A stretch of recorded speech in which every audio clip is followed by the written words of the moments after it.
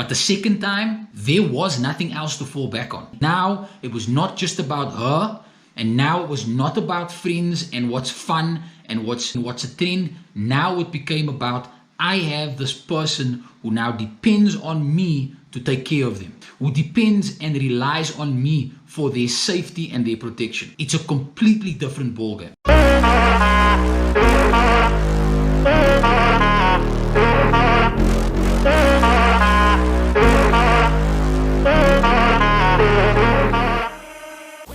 Hey guys, so it's day 6 of the lockdown, and it's not been a bad one. It's been quite good. It's been super busy, a little bit busier than probably the last couple of days, except for yesterday. Yesterday was hectic. I was literally up until 5 a.m. working and also trying to get the videos out. I think I only got yesterday's video out after 12. Yeah, it's been a little bit hectic, but because it's so productive, it really makes the time fly by. So today I want to tell a different story. By the way, first off, let me just say, yes, people are asking questions about yesterday's video. As I said, it's not something that I want to get into, but I'm happy where I am, and that's all that matters right now. So, coming to today's story. There was this lecturer that I had. She was a sociology lecturer at UWC. Now, if you know who this lady is, please share this video with her, because she has no idea who I am. And to be quite honest, I think I only sat in maybe one lecture with her. I think her name is Miss or Mrs. Solomons, and she was a second year lecturer at UWC. In our first lecture, she told us a story. She told us her story. She spoke about her experiences in high school. Okay, and let me first just say this before I move any further. I may not remember the story exactly the way that she gave it, so I may say some things that are not correct. But I'm just saying it the way that I remember it, because it's been a couple of years now, and the way that I remember the story had a really strong effect on my life. So the story that I remember was that when she was in high school, she failed once or twice. Maybe it was grade 11 and grade 12. And she then went to university. After she had finally passed, she failed the first year at university. Then, or she failed a couple of subjects. And so she goes into second year and she carries through the subjects from the first year, and then fails again, and then she decides to just quit. She goes out, she gets herself a job, and somewhere along the line, she then has a daughter. And she's raising her daughter on her own, and so it starts becoming a lot more difficult to make ends meet, taking care of herself and taking care of her child. And as time goes by, when her daughter was about 6 years old, she makes this decision that she wants to go back to university. And so she actually has this conversation with her daughter.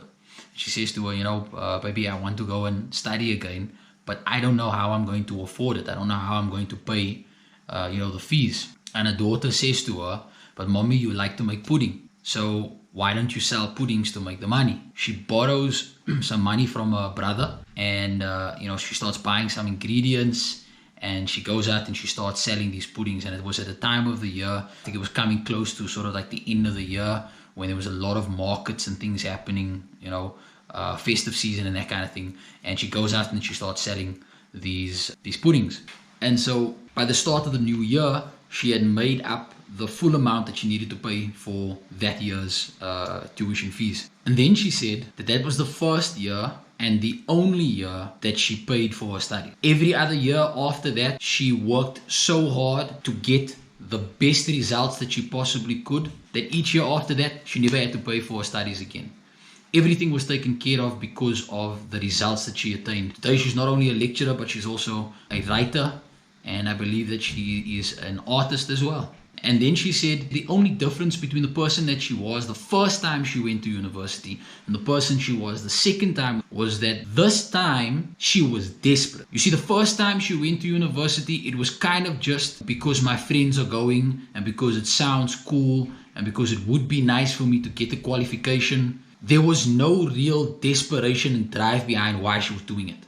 But the second time, there was nothing else to fall back on, because she left her job to go and study. Now it was not just about her, and now it was not about friends and what's fun and what's a trend. Now it became about, I have this person who now depends on me to take care of them, who depends and relies on me for their safety and their protection. It's a completely different ballgame. A lot of people speak about, when you act in desperation and we make bad mistakes. But desperation, if you use it the right way, it can become a fuel that drives you to completing no matter what you set your mind to, regardless of the challenges that you are going to face along the way. And when I sat and I listened to that story, I said to myself, those of us who are experiencing any challenge in our lives cannot use that challenge as an excuse not to succeed and do well at whatever it is that we want. In actual fact, the challenge that we are facing needs to become the driving force that pushes us into becoming successful. Facing struggle should make it a responsibility for us to do well.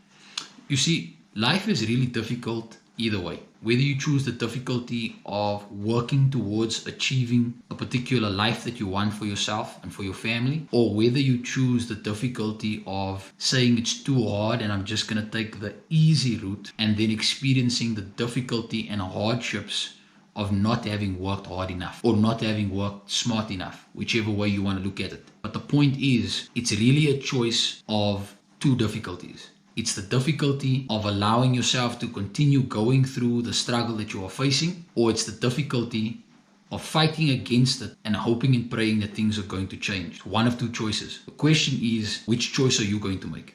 So on that note, guys, I'd really like to know what some of your stories are. If you feel comfortable telling me what your challenges are that you have been facing in your life and how you have chosen to overcome that despite whatever you were going through. How you fought through whatever difficulty you were facing and still came out a winner on the other side. And that's really what all of us are.